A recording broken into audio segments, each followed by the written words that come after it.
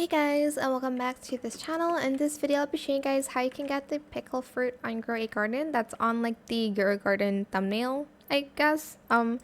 So you'll need to obviously put in the like mutated foods, which I have one here.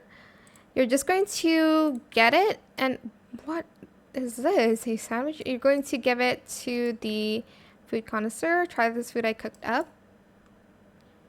And then it will give you like a lot of options for you to choose. I'll just do kitchen crate because it's not there. But sometimes the food connoisseur can give you like seeds as well, like gourmet seeds. If you go to view rewards here, you can get gourmet seed pack, but the pickle fruit is like outside of it. So if you see this kind of seed, it's going to grow to the pickle fruit that you see on the thumbnail, I guess. But yeah, that is pretty much it really. I hope it was helpful for you guys.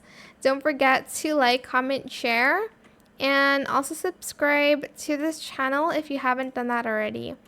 If you have any more questions about this video, just leave it in the comment section down below.